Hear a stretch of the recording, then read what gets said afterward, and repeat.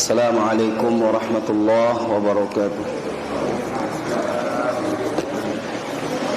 إن الحمد لله نحمده ونستعينه ونستغفره ونعوذ بالله من شرور أنفسنا ومن سيئات أعمالنا. من يهده الله فلا مضل له ومن يضلل فلا هادي له. أشهد أن لا إله إلا الله وحده لا شريك له وأشهد أن محمدا عبده ورسوله لا نبي بعده. يا أيها الذين آمنوا اتقوا الله حق تقاته ولا تموتن إلا وأنتم مسلمون. يا أيها الناس اتقوا ربكم الذي خلقكم من نفس واحدة وخلق منها زوجها وبث منهما رجالا كثيرا ونساء واتقوا الله الذي تساءلون به والأرحام إن الله كان عليكم رقيبا. يا أيها الذين آمنوا اتقوا الله وقولوا قولا سديدا يصلح لكم أعمالكم ويغفر لكم ذنوبكم ومن يطع الله ورسوله فقد فاز فوزا عظيما. أما بعد فإن أصدق الحديث كتاب الله وخير الهدي هدي محمد صلى الله عليه وعلى آله وسلم وشر الأمور محدثاتها فإن كل محدثة بدعة وكل بدعة ضلالة وكل ضلالة في النار. معاشر المسلمين والمسلمات إخواني وأخوات أعزني الله وإياكم جميعا. Alhamdulillah, kita senantiasa bersyukur dan memuji Allah Subhanahu wa taala di setiap keadaan kita, di setiap kondisi kita, karena kita semua adalah hamba-hamba Allah Subhanahu wa taala yang tentunya tidak bisa terpisahkan dari rahmat dan nikmat Allah Subhanahu wa taala.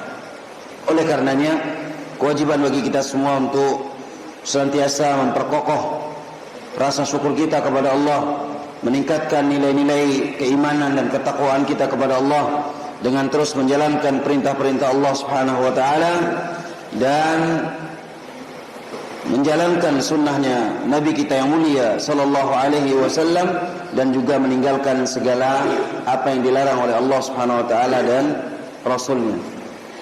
Ikhwani fiddin, azanallahu wa iyyakum jami'an.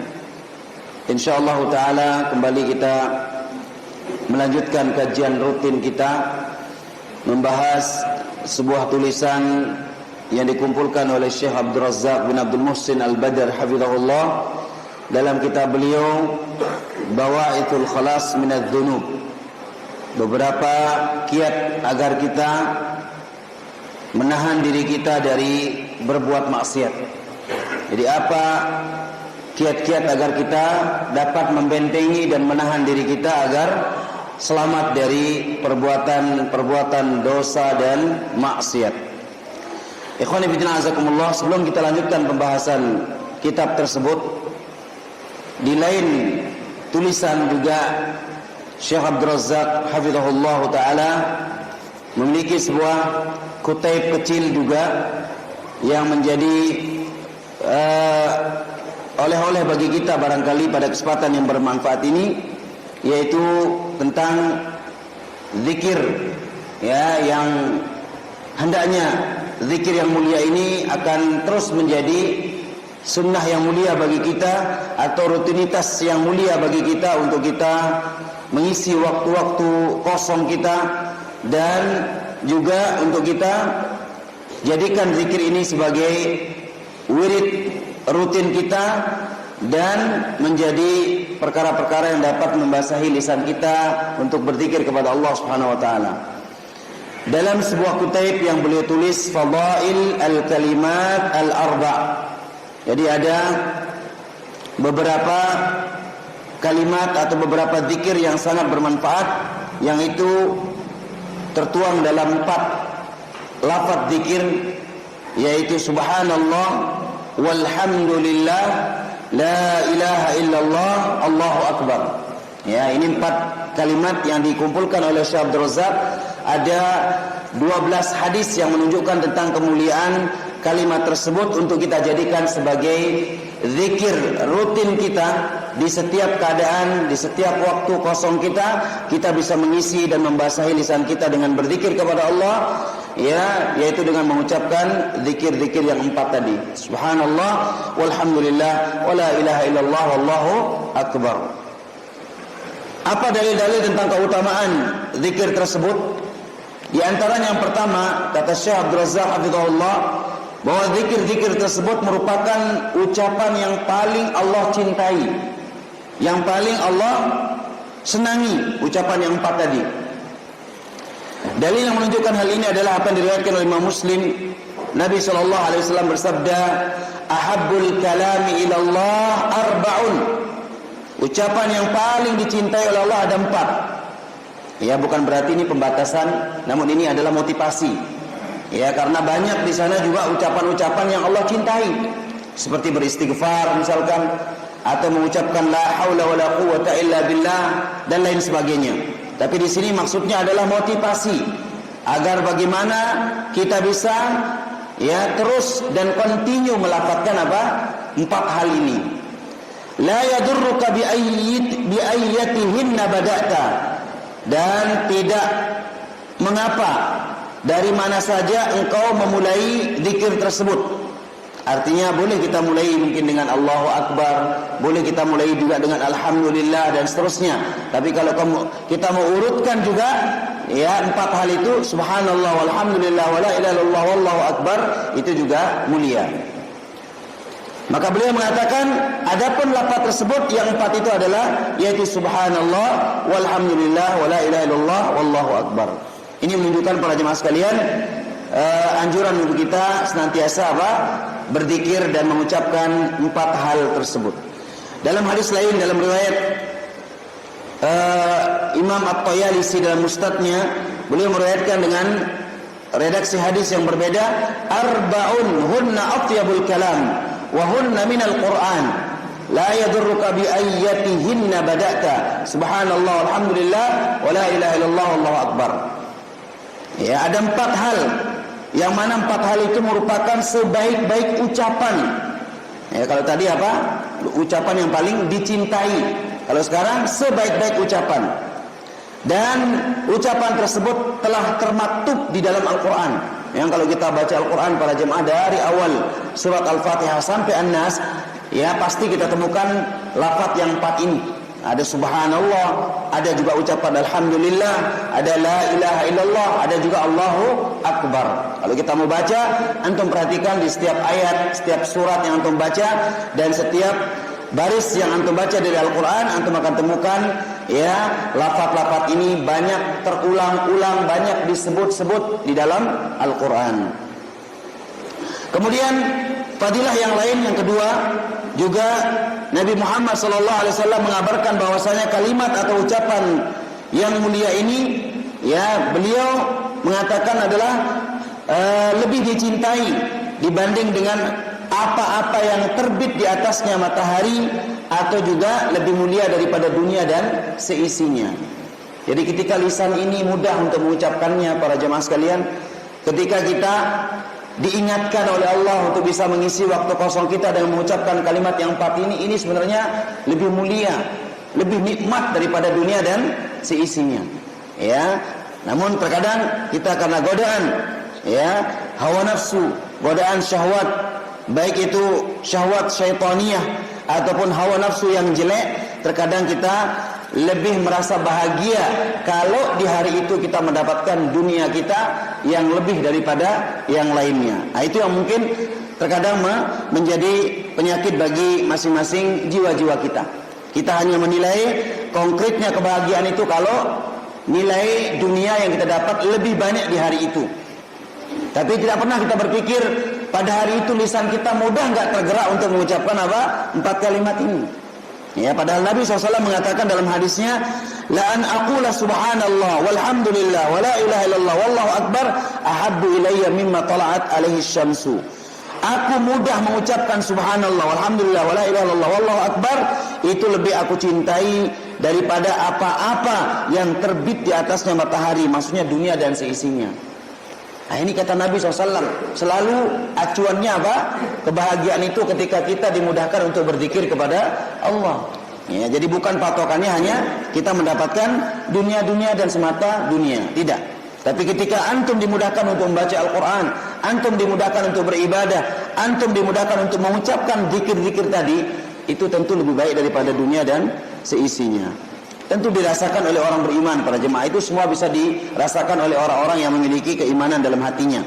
Tapi kalau orang yang dipenuhi hatinya dengan syahwat, ya, hawa nafsu dan lain sebagainya, tentu dia tidak akan bisa memikirkan ya nilai-nilai kemuliaan hal tersebut. Karena orang beriman tentunya tidak hanya meyakini dunia atau kehidupan dunia, tapi dia meyakini apa? Kehidupan kelak di akhirat, yang di situ Allah akan memberikan balasan, di situ Allah akan menggantikan balasan-balasan yang terbaik tentunya ya dari apa yang telah dilakukan hambanya di dunia ini. Kalau kita mengkaitkan ke arah sana, tentu kita akan lebih mengatakan hari ini saya diberikan nikmat yang begitu banyak oleh Allah dan lain sebagainya. Kemudian yang terakhir, yang ketiga, insyaallah kita lanjutkan di kesempatan lain nanti untuk sebagai motivasi bagi kita untuk terus berzikir kepada Allah Azza wa Jalla. Dalam hadis lain yang ketiga, beliau mengatakan bahwasanya dari Asim an Abi Salih al-Mihani binti Abi Talib qalat marra bi Rasulullah SAW faqultu inni qad kaburtu wa dha'uftu. Kata Asim bin Bahdalah dari Abu Salih dari Ummi Hani binti Abi Talib, dia menceritakan atau dia mengadu kepada Rasul sallallahu alaihi wasallam tatkala beliau lewat di hadapannya.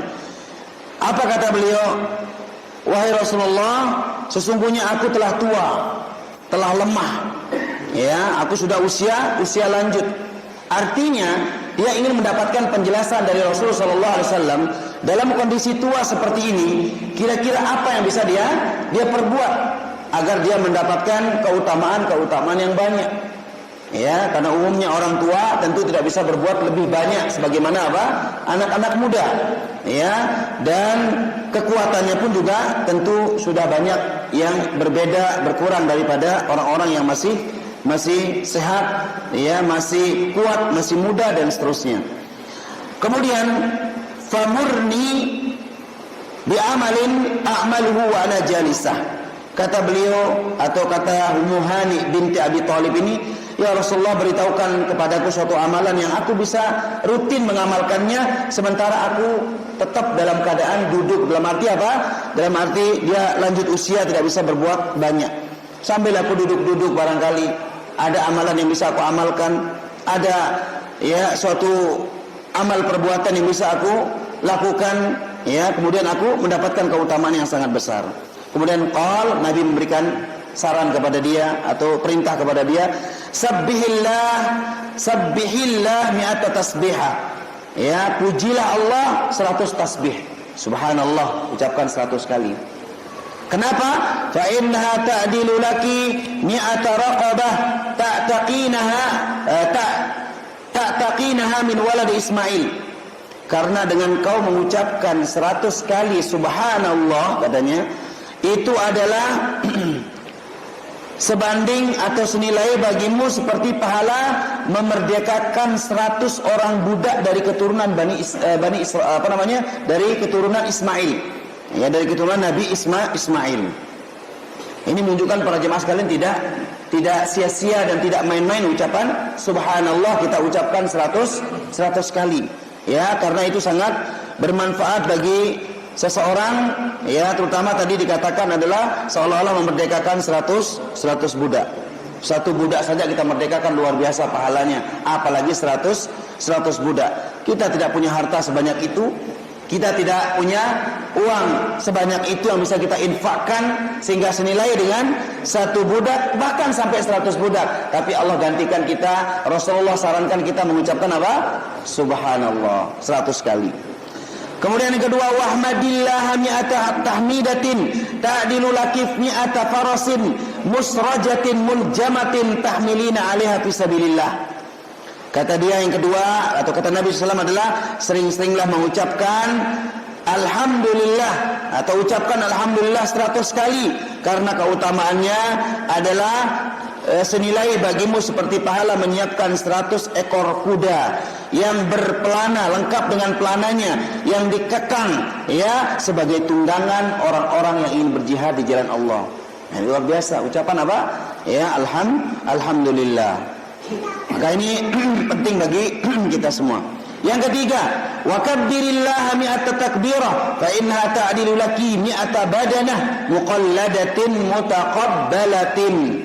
Dan yang ketiga adalah ucapkan Allahu Akbar 100 kali, karena dengan itu sebanding pahalanya, ya, dengan engkau menyembelih atau berkurban 100 ekor unta.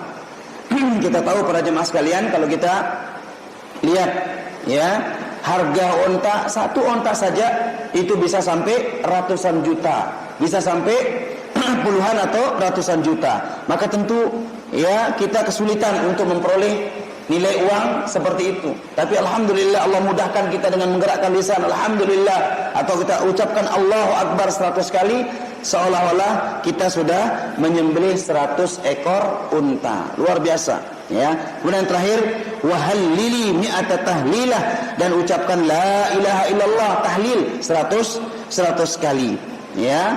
Maka beliau mengatakan tamla'u ma bainas sama'i wal ard. Maka dengan ucapan la ilaha illallah itu akan memenuhi isi di antara langit dan di antara bumi. Nah, itu ukurannya, kita mengucapkan itu seolah-olah kita mendapatkan kebaikan seisi langit dan seisi bumi. Wala yurfa'u yawma idzin li ahadin amalun mislu amaliki illa an ya'tiya bimisli ma ataiti bihi.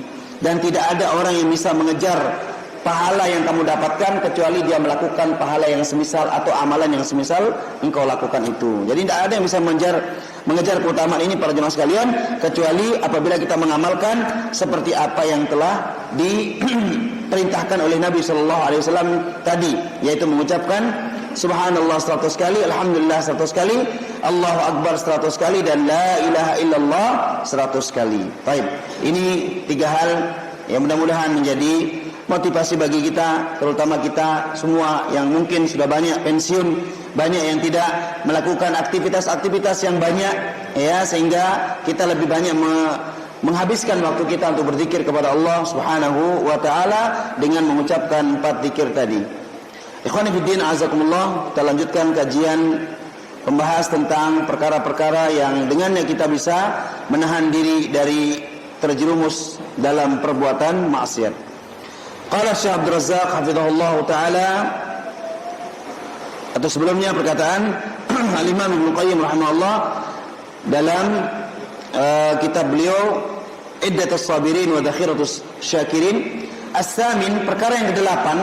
Kita masuk sekarang perkara yang ke-8 dari kiat-kiat untuk bisa mencegah diri kita dari berbuat maksiat. Mashhadul ma'iyah. Ya, harus selalu kita menanamkan pada diri kita bahwa kita ini bersama Allah. Kita bersama Allah, ma'iyah, selalu apa?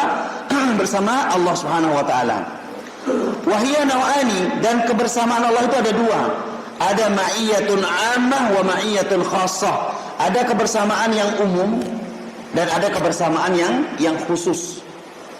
Fal 'amma ittila'ur rabbi 'alaihi wa qawluhu bi'ainihi la takhfa 'alaihi haluhu wa qad taqaddama al-maqsudu hadha.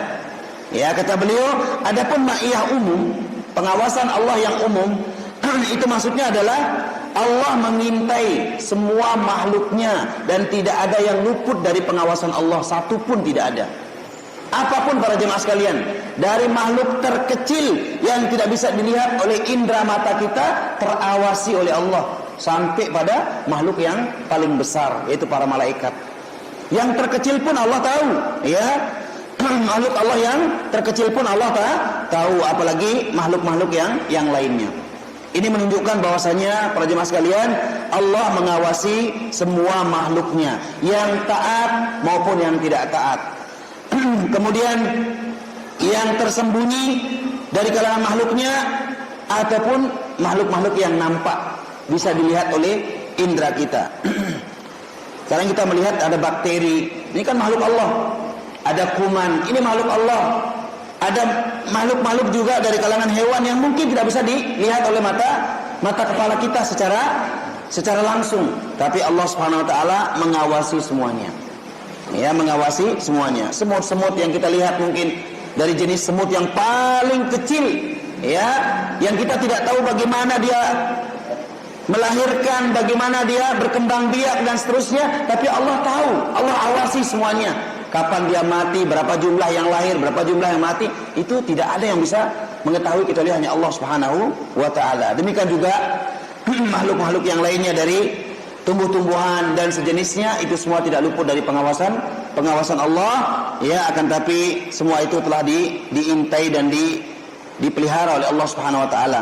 Itulah konsekuensi apa? Allah sebagai Rabbul Alamin, Rabb semesta alam, dan ini merupakan buah daripada tauhid rububiyah kita kepada Allah Subhanahu wa taala. Nah, yang kedua, wa ma'iyatan khassah, ya, kebersamaan Allah secara khusus. Nah, ini yang tidak didapatkan kecuali oleh orang-orang yang bertakwa, oleh orang-orang yang melakukan kebaikan, oleh orang-orang yang senantiasa berada di atas ketaatan. Makanya ada ayat berbunyi, innallaha ma'as sabirin. Sesungguhnya Allah bersama orang-orang yang sabar, karena sabar ini amal baik. Innallaha lama'al muhsinin. Sesungguhnya Allah bersama orang-orang yang berbuat kebaikan, muhsinin, berbuat kebajikan. Ya, dalam ayat lain, innallaha ma'al muttaqin. Allah bersama orang-orang yang bertakwa dan seterusnya. Dan juga Nabi SAW tatkala beliau, ya, dikejar oleh orang-orang musyrikin, orang-orang Quraisy ingin membunuh beliau. Kemudian akhirnya beliau bersembunyi di sebuah gua, ya, di sebuah gua. Kemudian Abu Bakar mengkhawatirkan keadaan beliau, ya, tapi Nabi SAW menguatkan iman Abu Bakar, menguatkan kepercayaan, ya, Abu Bakar kepada Allah Subhanahu wa taala. Apa katanya? La tahzan, innallaha ma'ana. Jangan khawatir wahai Abu Bakar, ya, sesungguhnya Allah bersama kita. Bukan hanya bersama mengawasi saja, tidak, tapi maksud daripada ma'iyah yang khusus kepada orang-orang beriman dan bertakwa adalah al-hifdzu ma'an nusrati war riayati wat ta'yid. Nah, ini para jemaah sekalian makna daripada Allah bersama orang-orang yang baik, orang bertakwa dan lain sebagainya, itu pengawasannya, pemeliharaannya, terus apa lagi? Kemudian apa? Pertolongannya. Kemudian, ya, wat ta'id, dan bantuannya, ya, pengokohan atau bantuan dari Allah. Nah, ini para jemaah sekalian yang tidak diberikan kecuali kepada hamba-hambanya yang tadi bertakwa, beriman, kemudian berbuat baik dan juga sabar. Maka oleh karena itu, ketika seorang hamba sudah meyakini ma'iyah Allah seperti ini, maka dia yakin ketika dia berusaha meninggalkan maksiat, pasti Allah akan bersama dia. Allah akan menolong dia, jangan khawatir. Ketika dia sudah berusaha berbuat baik, ternyata apa? Ternyata, ya, dia khawatir misalkan dengan ini dan dengan itu, dari malapetaka yang akan menimpa dia, atau mungkin dia khawatir akan terjadi ujian-ujian tertentu kepada dia, maka semua itu akan terobati ketika kita memantapkan keyakinan kita dalam hati kita bahwa Allah Subhanahu wa taala bersama kita. Ya. Jadi orang-orang kufar, orang-orang fusak, orang berbuat fasik, pasti dia juga yakin Allah bersama dia, Tuhan bersama dia, tapi dia meyakini hanya sebatas pengawasan Allah. Dia meyakini hanya Allah mengintai dia, itu saja. Tapi kalau orang-orang mukminin, orang muttaqin, orang muhsinin dan lain sebagainya, itu dia yakinnya lebih daripada ma'iyah tersebut, yaitu apa? Dia yakin pertolongan Allah datang. Semakin dia tenang akhirnya. Ya, ketika ada ujian apapun, ketika ada musibah apapun yang menimpa dia, dan ketika apapun kesulitan yang dia hadapi demi berbuat baik kepada Allah, dia rela meninggalkan maksiat itu, dia yakin ma'iyah Allah bersama dia. Apa ma'iyah tadi? Pertolongan, bantuan, dan pemeliharaan Allah dari berbagai macam bahaya. Ikhwan fillah azakumullah. Kemudian Syekh Abdul Razak menjelaskan perkataan Ibnu Qayyim ini dengan mengatakan, fal abdu idza da'athu nafsu ilal ma'siyah fa sabara wa jahada hawahu fa innahu sayafuzu bihazil ma'iyatil khassah. Maka seorang hamba, kalau dia diajak oleh nafsunya berbuat maksiat, tapi dia bersabar, dia menahan dirinya, dia melawan hawa nafsunya, maka sungguh dia akan menang dan dia akan memperoleh ma'iyah khassah, kebersamaan Allah yang bersifat khusus tadi, yaitu apa? Pertolongan Allah, bantuan dari Allah, dan juga pemeliharaan dari Allah Subhanahu wa taala. Dan ini yang kita butuhkan para jemaah sekalian, yaitu pemeliharaan dari Allah Subhanahu wa taala dalam setiap keadaan kita. Sebagaimana ini digambarkan dalam Al-Qur'an, innallaha ma'al muttaqin, innallaha ma'as sabirin, wa innallaha lama'al muhsinin, dan seterusnya. Wa min syawahidi hadhil ma'iyyah al-khassah, dan termasuk juga bukti kebenaran akan ma'iyyah khassah tidak diberikan kecuali kepada orang-orang khusus, itu adalah kisahus salasa alladziina awahumul mabit ilal ghar. Kisah 3 orang yang masuk dalam gua, lalu gua itu tertutup oleh apa? Oleh batu besar. Akhirnya dia tidak bisa keluar dari batu itu. Nah, di situ ada 3 orang yang terkurung di dalamnya.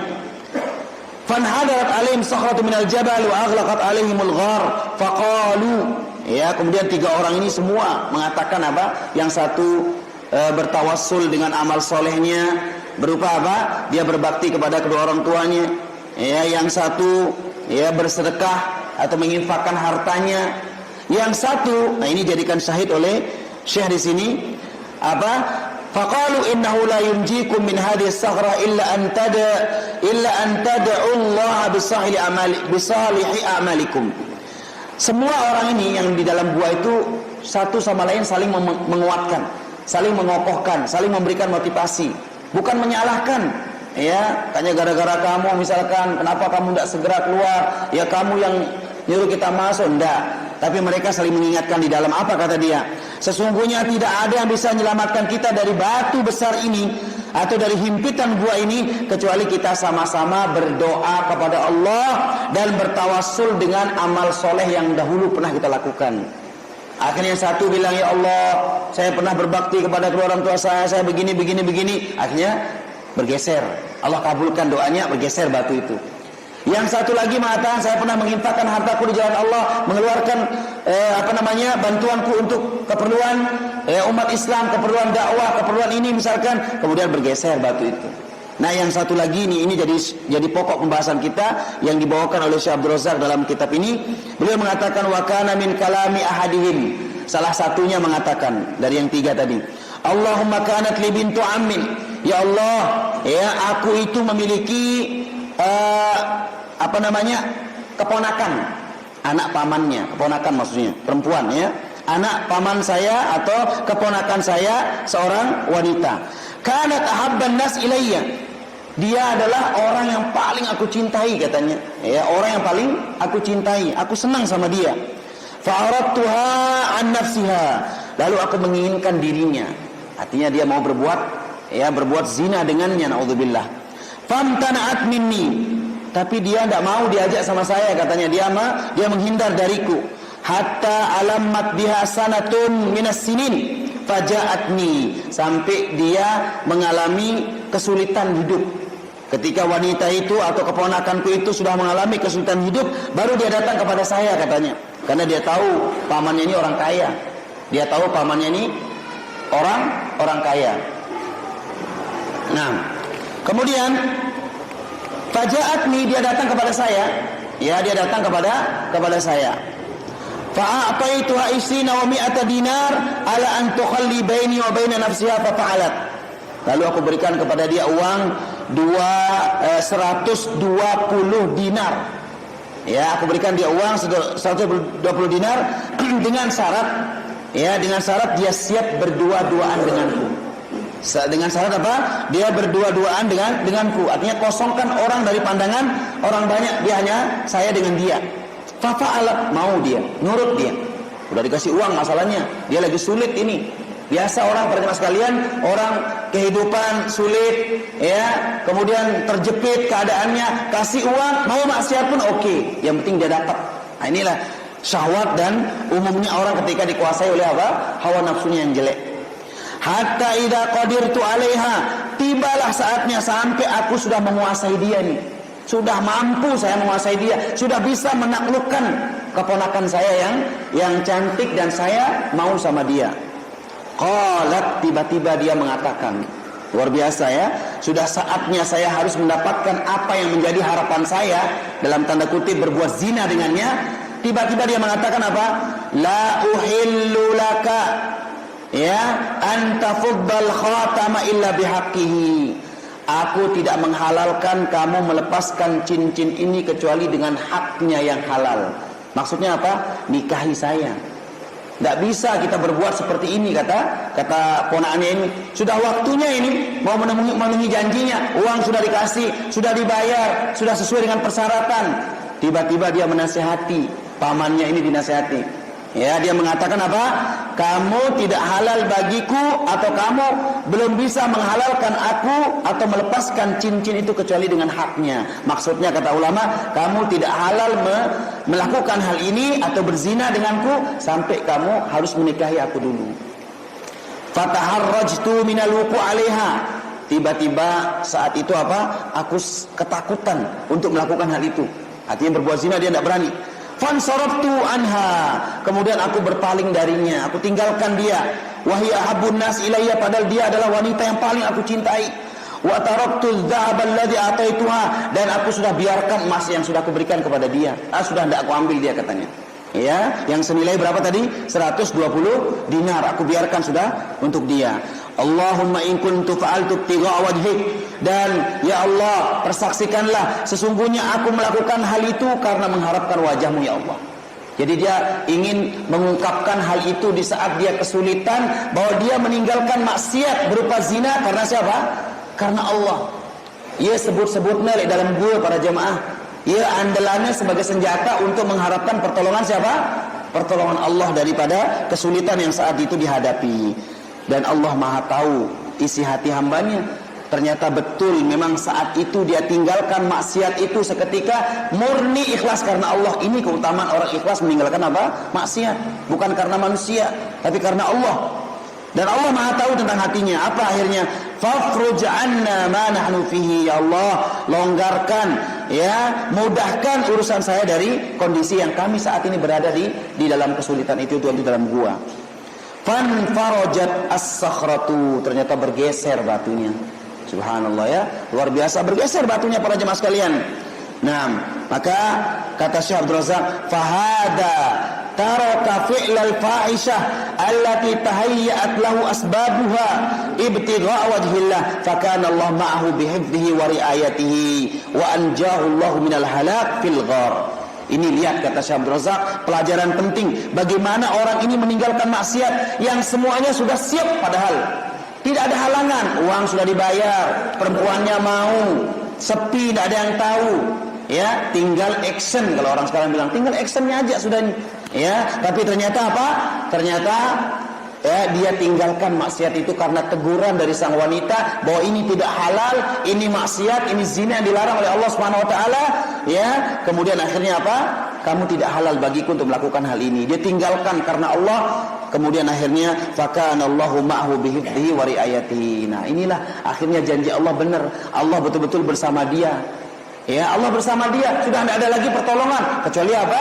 Pertolongannya Allah. Turunlah akhirnya apa? Turunlah karamah, turunlah sebuah keajaiban kepada mereka-mereka yang ada di dalam gua itu. Salah satunya tadi, ya, Allah SWT dengan sebab satu dari 3 orang itu menyebut sebab dia meninggalkan maksiat karena Allah, karena dia yakin Allah bersama dia, Allah tolong dia, Allah turunkan bantuan untuk dia.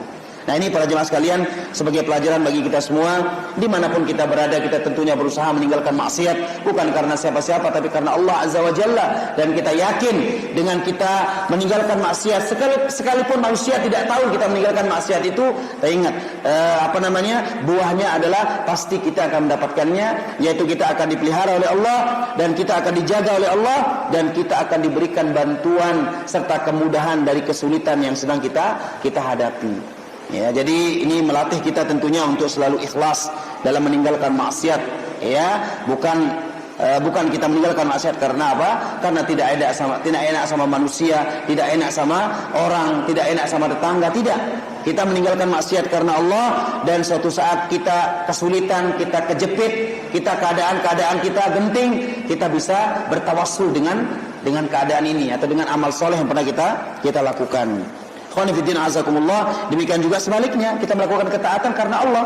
Ya, kita menolong orang karena Allah. Suatu saat kita bisa menyebut hal itu di hadapan Allah. Kalau menyebut di hadapan Allah itu bukan kesyirikan.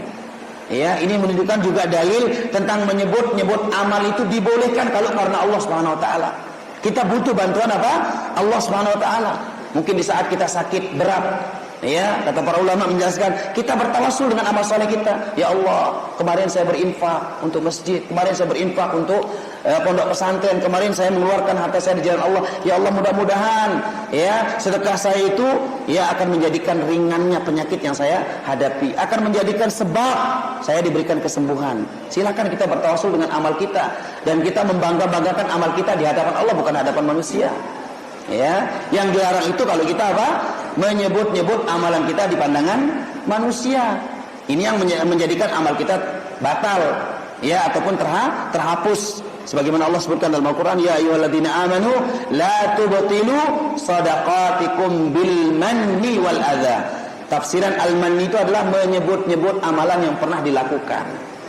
Ya, sekeji-keji terungkap, sekeji-keji terbeberan, sekeji-keji dijadikan sebagai ya bahan ya hal yang dapat membanggakan dia. Maka hati-hati kita dari sifat riya dan sifat sum'ah dan juga ujub.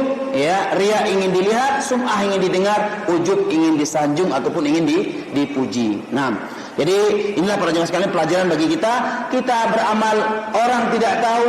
Kita meninggalkan maksiat, orang tidak tahu juga. Tapi ingat, Allah bersama kita. Artinya Allah pasti akan balas kita. Suatu saat kita akan dimudahkan urusan kita karena sebab meninggalkan maksiat yang walaupun oleh orang tidak mengetahui, kita meninggalkan maksiat tersebut. Ikhwan ibn azakumullah, itu poin yang ke-8. Kemudian sekarang yang ke-9 dari perkara-perkara yang dapat membendung kita, menghalang kita untuk berbuat maksiat adalah al-amru tasi' masyhadul mughafasah wal mu'ajalah. Mari kita menanamkan pada diri kita, kata Syekh, bagaimana bahwasanya ajal itu suatu saat akan datang secara mendadak kepada diri-diri kita masing-masing.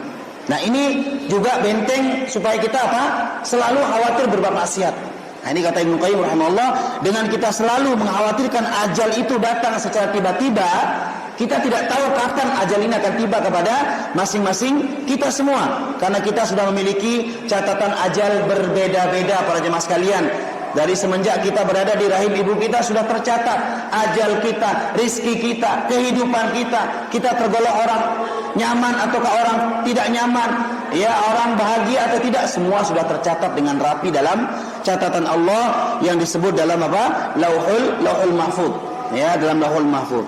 Kemudian beliau mengatakan, Syekh Abdul Razak di sini, al-khawfu min mubaghatatil ajal, khawatir dari tibanya ajal secara tiba-tiba, maka ini adalah benteng kuat untuk mencegah kita dari berbuat maksiat.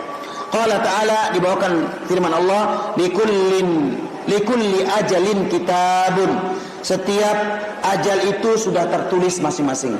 Bahkan kita semua para jemaah sekalian, ya, apapun yang kita lakukan, apapun yang kita ucapkan, semua telah tercatat rapi di dalam catatan Allah Subhanahu wa taala. Ya, maka oleh karena itu kita harus selalu mengintrospeksi diri, ya, melihat, memikirkan apa yang pernah kita ucapkan, memikirkan apa yang harus saya pegang, memikirkan apa yang pernah saya lihat, memikirkan kemana kaki ini melangkah, semua sudah tercatat. Kita harus introspeksi diri kita masing-masing, ya. Qala ta'ala wasifan qudumal ajal, Allah Ta'ala berfirman tentang datangnya ajal secara tiba-tiba, fa idza jaa ajaluhum la yastakhiruna sa'atan wa la yastaqdimun. Apabila ajal ini tiba, maka tidak bisa tertunda walau sesaat, dan tidak pula bisa dimajukan walau sesaat. Tidak bisa para jemaah, ya. Fal insan la yadri mata tafajuhu al-maniyah. Manusia tidak tahu, kata Syekh Abdul Razak, kapan ajal itu menemui dia masing-masing. Wa rubbama dhanna wa huwa fi halil quwwah wasyabab annahu ya'ish sinin tawilah fala yash'ur illa wal mautu ja'athu faj'atan. Orang bisa saja menyangka dirinya masih sehat, masih muda, usianya masih kecil misalkan, ya, kemudian kondisinya pun masih kuat misalkan, bahkan sehari-harinya pun masih nyaman beraktivitas, makan enak, minum enak, Tapi siapa sangka katanya, ternyata kematian itu datang menjemput dia secara tiba-tiba. Dan ini sudah banyak kita saksikan para jemaah sekalian, bagaimana kematian di antara manusia, baik di tengah-tengah masyarakat kita atau di luar sana kita mendengar berita-berita tentang kematian yang datang secara tiba-tiba. Bahkan juga disebutkan dalam sebuah hadis, salah satu tanda dekatnya hari kiamat banyaknya apa? Banyaknya kematian secara mendadak atau mautul fujaah. Ya, mautu al-fujaah, yaitu mati secara mendadak, secara tiba-tiba, tidak didahului dengan sakit yang begitu lama, tidak pula didahului dengan tragedi-tragedi yang mengerikan seperti adanya musibah malapetaka atau adanya hal-hal yang menyebabkan dia mati, tapi tiba-tiba dia mati. Dan ini banyak sekali sekarang kematian secara mendadak. Wa kana sahabiyul jalil Ibnu Umar yaqul, oleh karena itu Ibnu Umar selalu berpesan menasihati kita semua, idza amsayta fala tantadhir as-sabah, kalau kamu udah berada di sore hari jangan tunggu apa? Pagi hari.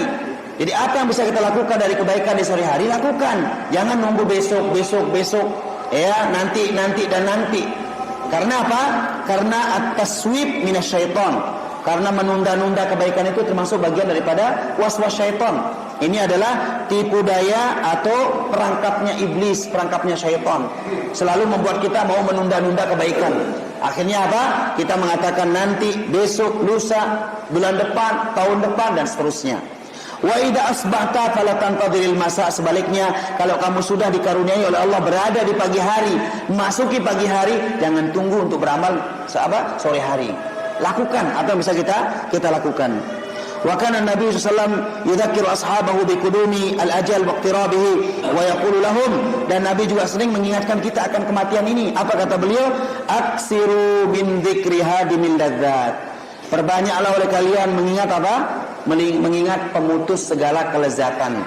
Dan tidak ada para jemaah sekalian yang memutuskan kelezatan kita di dunia kecuali kematian. Karena kalau orang masih bisa bernapas, orang masih bisa hidup di dunia ini, bagaimanapun kondisinya, ya, baik itu dalam keadaan diuji dengan penyakit yang berat, ya kan, diuji dengan penyakit berat, ya, komplikasi misalkan, tapi selama nyawa masih ada di badannya, selama roh masih ada di dalam tubuhnya, selama masih bisa menghembuskan napasnya, itu masih nikmat namanya. Itu masih ada nikmat namanya. Makanya Rasulullah mengatakan tidak ada yang bisa memutuskan kelezatan kecuali kematian. Kelamun tuah mati baru putus segala kelezatan. Dek narak kelezatan terasa malik wah. Ya, tidak ada lagi kehidupan yang kita rasakan. Tapi kalau masih kita hidup, ya, seberat apapun ujian, masih namanya kita mendapatkan nikmat. Ya, hanya saja mungkin tidak sama, ya, kita rasakan seperti orang-orang yang sehat dan lain sebagainya. Maka oleh karena itu para jemaah sekalian, penting bagi kita untuk selalu mengingat kematian ini dan merenung akan kematian ini, ya, dan kesempatan-kesempatan sebelum datangnya nanti berbagai macam kesulitan bagi kita. Apa kata Nabi sallallahu alaihi wasallam? Igtanim khamsan qabla khamsin. Jagalah 5 perkara sebelum datangnya lawan daripada 5 perkara itu. Ya, di antaranya apa? Jagalah masa sehatmu sebelum datang masa sakitmu. Jagalah masa kayamu sebelum datang masa engkau diuji dengan kemiskinan, ya kan? Kemudian jagalah masa mudamu sebelum datang masa tuamu, dan jagalah masa longgarmu sebelum datang masa sibuk, ya, masa sulitmu. Dan yang terakhir, jagalah kehidupanmu, masa hidupmu sebelum datang apa? Kematian menjemputmu. Jadi ini mahal para jemaah sekalian yang selalu kita mengingatkan diri kita, karena orang menyadari dirinya ketika sudah datang 5 lawan daripada hal tadi. Orang merasakan nikmat sehat kalau dia sakit. Orang merasakan nikmat ternyata luar biasa nikmat kaya ini kalau dia sudah apa? Diuji dengan kesusahan, kemiskinan, baru dia menyesal. Coba dulu kalau saya masih kaya, lagi jaya-jayanya, kenapa saya tidak beramal? Kenapa saya tidak berinfak? Kenapa saya tidak menanam saham untuk akhirat saya? Kenapa saya tidak melakukan ini dan itulah dari kebaikan-kebaikan dari hartanya? Tapi kalau sudah habis baru dia nyesel. Coba aku masih laik ningkengku jaya-jaya, enggak? Ya, saya akan begini, tidak ada manfaatnya. Ya, kenapa? Itu adalah penyesalan yang tidak ada manfaatnya. Oleh karena itu para jemaah sekalian, mari kita menanam pohon sebanyak-banyaknya, mari kita menanam bibit sebanyak-banyak untuk kepentingan akhirat kita, karena suatu saat kita tidak tahu masa-masa ini akan pasti kita temui yang namanya sulit, namanya kita diuji dengan sakit, namanya kita sibuk, dan namanya kita masuk ke masa tua, pasti kita akan dapatkan. Maka sebelum datangnya hal-hal ini, segera kita beramal, dan beramal lebih-lebih yang namanya kematian.